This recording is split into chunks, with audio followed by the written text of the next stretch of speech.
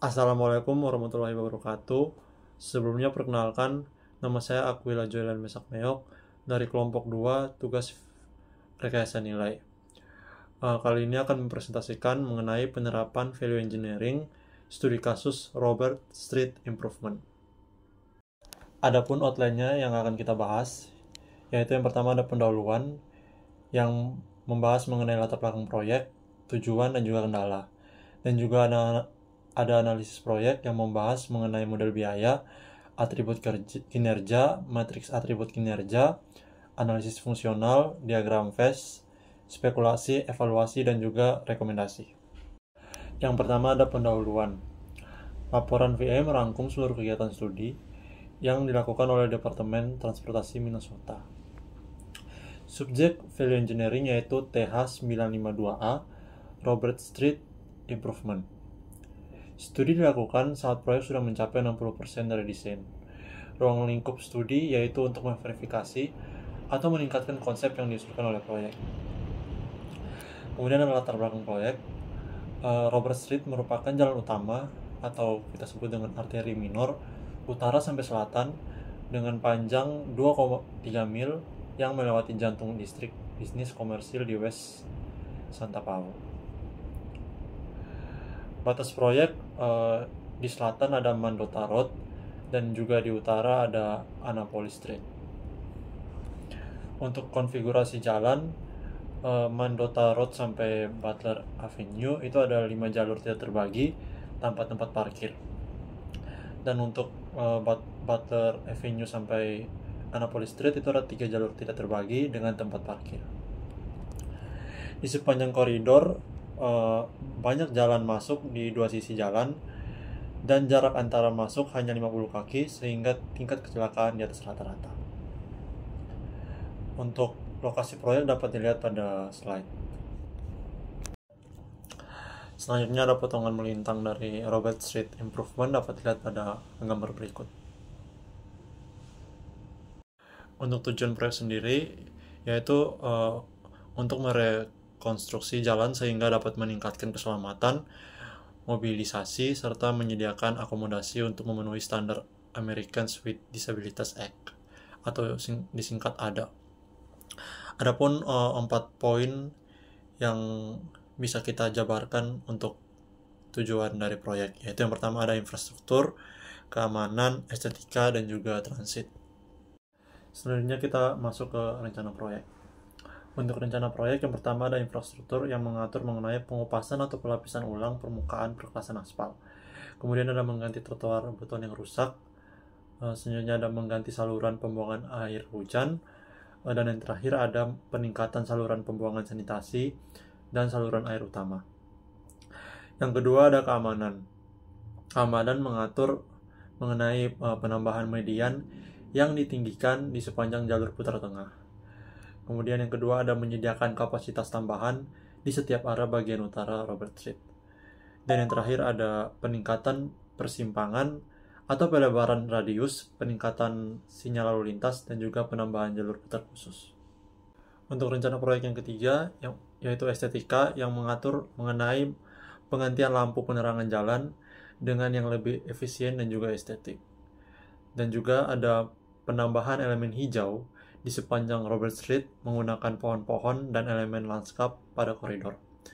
Dan yang keempat adalah transit yang mengatur mengenai pemastian desain dapat mengakomodasi rencana pembangunan jalur mobil dan bis yang akan dibangun pada sisi luar jalur perjalanan. Selanjutnya ada kendala proyek. Kendala proyek yang pertama ada rumija selebar 80 kaki. Kemudian adalah proyek harus diselesaikan pada April 2014. Kemudian mempertahankan 2 jalur satu arah di Robert Street saat masa konstruksi dan alternatif untuk jalan lainnya. Kemudian selama masa konstruksi harus mempertahankan akses untuk bisnis dan akses putar balik untuk bisnis. Kemudian ada mempertahankan jalan bypass untuk putar balik dan akses putar balik bus. Dan kendala yang terakhir ada mempertahankan jalur pejalan kaki. Selanjutnya kita masuk pada analisis proyek. Analisis proyek membahas mengenai model biaya, atribut kinerja, matriks atribut kinerja, analisis fungsional, diagram phase, spekulasi, evaluasi, dan juga rekomendasi. Yang pertama ada model biaya yang akan kita bahas.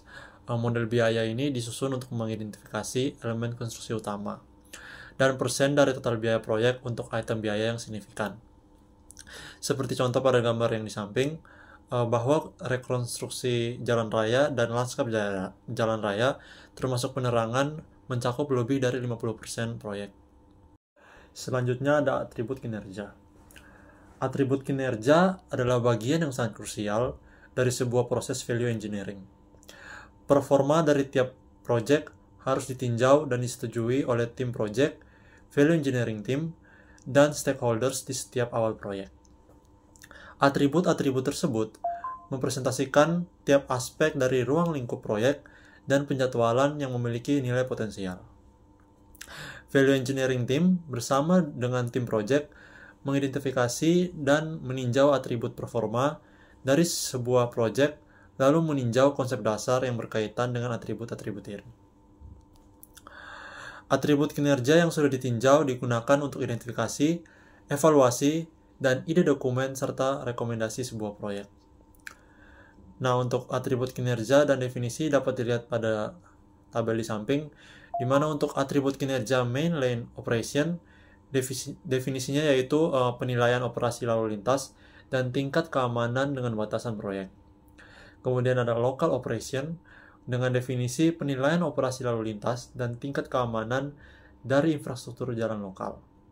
Kemudian ada maintainability dengan definisi penilaian pemeliharaan jangka panjang dari fasilitas transportasi. Kemudian ada atribut kinerja berikutnya yaitu construction impacts dengan definisi penilaian dari dampak sementara ketika konstruksi publik, lingkungan, dan masyarakat. Kemudian ada environmental impacts dengan definisi penilaian dari dampak lingkungan serta permanen pada publik, lingkungan, dan masyarakat. Dan atribut yang terakhir ada project schedule dengan definisi penilaian proyek dari waktu yang diukur terhadap waktu studi value engineering sampai selesai konstruksi. Selanjutnya ada matriks atribut kinerja. Nah, matriks atribut kinerja ini digunakan untuk menentukan kepentingan relatif dari kinerja atribut individu proyek dengan mengevaluasi kepentingan relatif dari kinerja atribut individu yang digunakan untuk mengevaluasi ide-ide kreatif.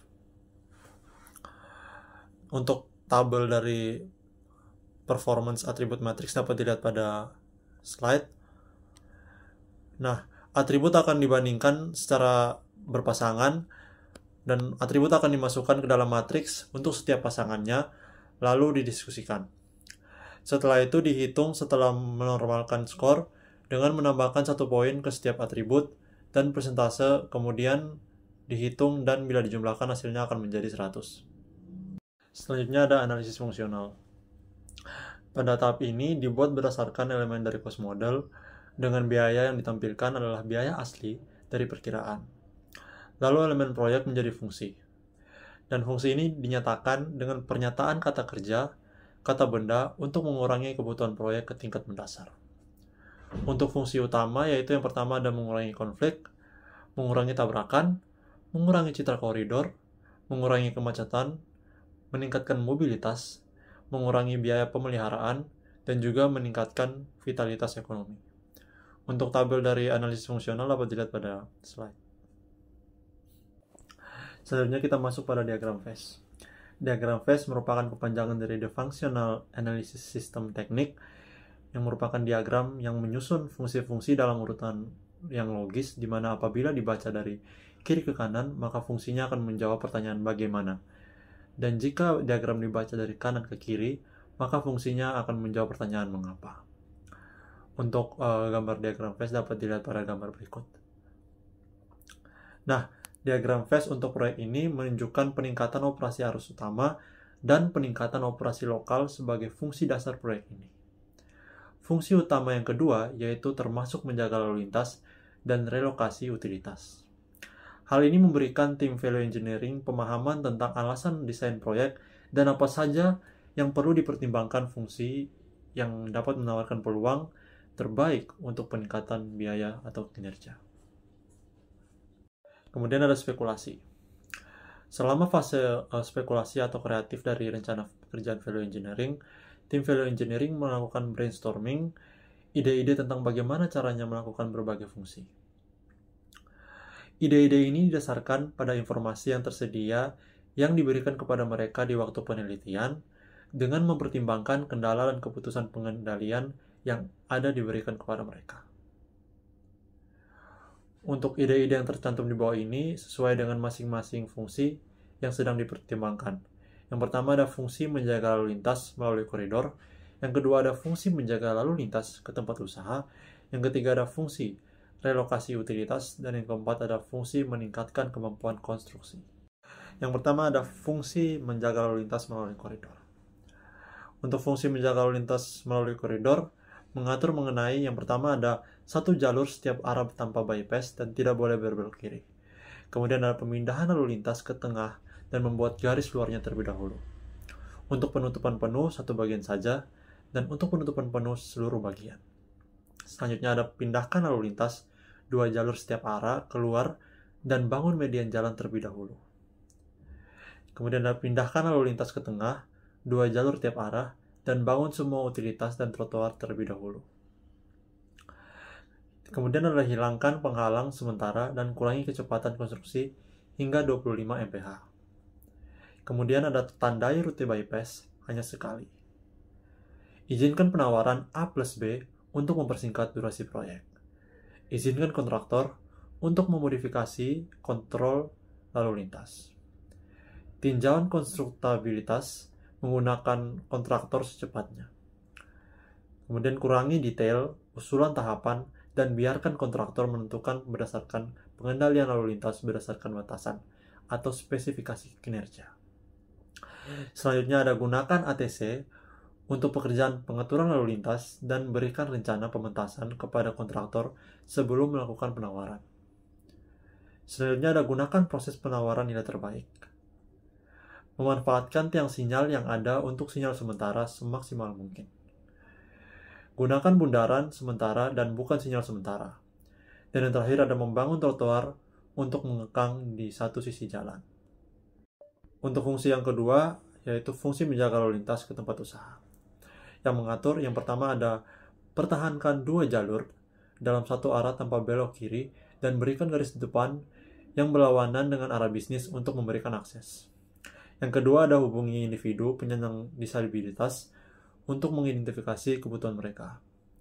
Yang ketiga ada minta kontraktor mengadakan pertemuan pada Senin pagi dengan perusahaan. Fungsi yang ketiga yaitu fungsi relokasi utilitas. Fungsi ini mengatur mengenai yang pertama, hilangkan pekerjaan utilitas bawah tanah sebagai bagian dari proyek. Pekerjaan utama air dimulai lebih awal sebelum kontrak dibuat.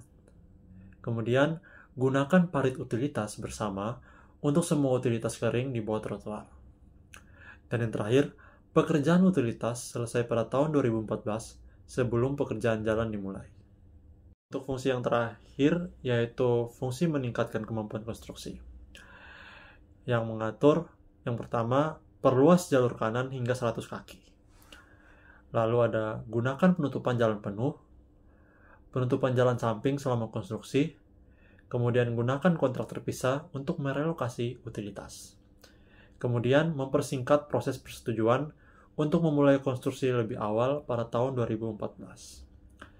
Selanjutnya ada menyediakan area untuk kontraktor. Kemudian ada izinkan reclaim untuk material kelas 5 atau material lainnya.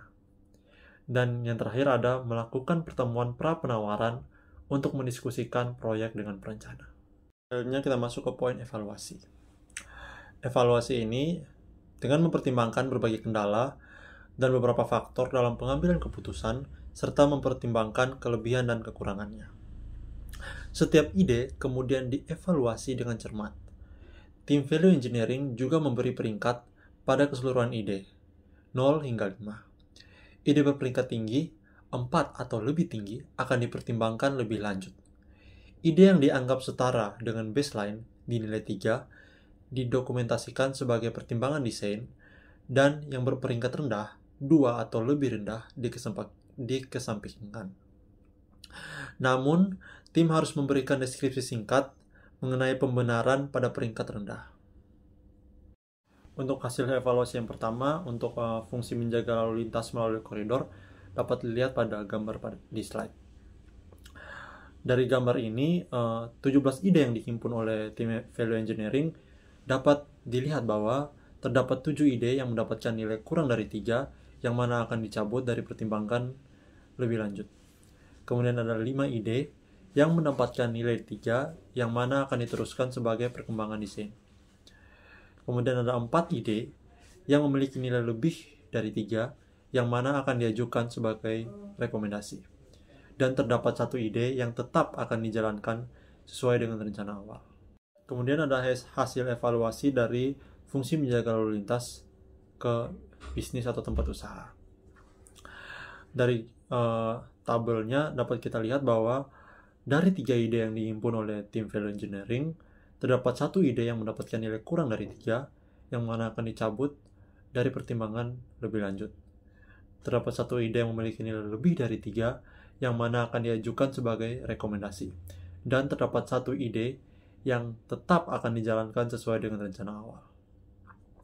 Kemudian hasil evaluasi untuk fungsi relokasi utilitas yang terdapat pada tabel, dan dari 4 ide yang dihimpun oleh tim value engineering dapat dilihat bahwa terdapat 1 ide yang mendapatkan nilai kurang dari 3, yang mana juga akan dicabut dari pertimbangan lebih lanjut. Kemudian terdapat 1 ide yang mendapatkan nilai 3, yang mana akan diteruskan sebagai perkembangan desain. Dan terdapat 2 ide yang memiliki nilai lebih dari 3, yang mana akan diajukan sebagai rekomendasi. Dan untuk hasil evaluasi yang terakhir, yaitu hasil evaluasi dari fungsi meningkatkan konstruktivitas. Nah, pada tabel hasil evaluasi, dari 8 ide yang dihimpun oleh tim value engineering, dapat dilihat bahwa terdapat 3 ide yang mendapatkan nilai kurang dari 3, yang mana akan dicabut dari pertimbangan lebih lanjut. Kemudian terdapat 3 ide yang mendapatkan nilai 3, yang mana akan diteruskan sebagai perkembangan desain. Dan terdapat 2 ide yang memiliki nilai lebih dari 3, yang mana akan diajukan sebagai rekomendasi. Selanjutnya kita masuk ke pembahasan rekomendasi. Rekomendasi value engineering dibuat selama tim melakukan studi value engineering. Setiap rekomendasi terdiri dari ringkasan baseline, deskripsi rekomendasi, daftar kelebihan dan kekurangannya, dan juga narasi singkat yang mencakup justifikasi, sketsa, foto, asumsi, dan perhitungan jika memungkinkan yang dikembangkan oleh tim value engineering. Ukuran kinerja dihitung berdasarkan peringkat. Pada skala 1-10, keseluruhan proyek terhadap masing-masing kinerja tertimbang untuk sampai pada skor total, di mana peringkat dikali bobot untuk semua kriteria ditambahkan bersama-sama. Perbedaan antara rekomendasi dan baseline dinyatakan sebagai presentasi. Selanjutnya untuk ringkasan rekomendasi dapat dilihat pada tabel berikut, di mana untuk deskripsinya menggunakan barel lalu lintas dengan penghematan biaya $0,20 juta untuk pengamatan jadwal 1-2 minggu, dan untuk kinerjanya 9%. Kemudian ada rapat mingguan, untuk pengamatan biayanya tidak ada, pengamatan jadwal tidak ada, dan kinerjanya 3%. Dan selanjutnya dapat dilihat pada tabel berikut. Untuk hasil rekomendasi sendiri, untuk penggunaan barel lalu lintas dapat dilihat pada slide berikut. Nah, penggunaan barel lalu lintas ini mengganti penghalang beton sementara dengan barel lalu lintas untuk memisahkan lalu lintas dari zona kerja dan untuk menggambarkan akses bisnis. Rekomendasi ini mengurangi dampak konstruksi serta dapat diterima dan dapat dengan mudah diimplementasikan dalam rencana air desain. Hal ini juga dapat melakukan pengamatan biaya sebesar $0,20 juta dari rencana awal. Kemudian ada hasil rekomendasi rapat mingguan, rapat kontraktor atau pemilik bisnis. Kontraktor akan menunjuk seseorang yang kemungkinan besar mandor atau pengawas untuk mengadakan pertemuan mingguan secara rutin dengan owner agar jelas mengenai apa yang dikerjakan dan sesuai progres. Rekomendasi ini dapat diterima dan akan menjadi bagian dari persyaratan atau spesifikasi proyek. Selanjutnya ada hasil rekomendasi relokasi utilitas terlebih dahulu. Relokasi utilitas terlebih dahulu ini membahas mengenai pengembangan urutan perintah kerja atau urutan pertama dari ketentuan kontrak kerja yang membutuhkan pekerja menyelesaikan instalasi air pekerjaan utama bersama dengan pipa saluran pembuangan sanitasi yang diusulkan dan penggantian lubang got sebelum mulai pekerjaan dalam bagian Robert Street. Rekomendasi ini dapat mengurangi dampak konstruksi dan akan mengurangi durasi kontrak secara keseluruhan. Selanjutnya yaitu hasil rekomendasi mitigasi risiko kontrak utilitas terpisah. Jika akuisisi daerah milik jalan atau right of way tertunda, maka iklankan dan biarkan proyek konstruksi terpisah secara khusus untuk pemasangan saluran air utama yang terkait dengan proyek perbaikan Robert Street. Ini adalah strategi respons terhadap risiko bahwa daerah milik jalan tidak akan diakuisisi oleh proyek hingga bulan April 2014 dan bahwa proyek akan ditunda sampai sertifikasi daerah milik jalan disetujui oleh FHWA. Rekomendasi ini meringankan dampak konstruksi dan meringankan risiko proyek yang teridentifikasi. Selanjutnya ada hasil rekomendasi yang membahas mengenai kontrak inovatif. Kota akan setuju untuk mengeksplorasi metode penawaran alternatif, yaitu penawaran A plus B, konsep teknis alternatif, insentif atau disinsentif, dan lain-lain. Mereka akan mencari arahan M&DOT pada panduan tentang item ini dan untuk bahasa kontrak standar yang harus dimasukkan ke dalam dokumen penawaran untuk metode kontrak yang dipilih. Kota menyarankan agar pertemuan dijadwalkan dengan M&DOT Construction Service untuk lebih mengeksplorasi manfaat dari penerapan opsi-opsi penawaran alternatif. Dan untuk menerima nilai terbaik untuk proyek, gabungkan metode kontrak inovatif dalam desain bid-build pengiriman proyek untuk mengurangi durasi keseluruhan proyek. Rekomendasi ini mengurangi dampak konstruksi serta mengurangi durasi proyek secara keseluruhan. Sekian dari saya, Aquila Jordan Misak Meyok dari kelompok 2 rekayasa nilai. Mohon maaf apabila ada kesalahan kata. Terima kasih.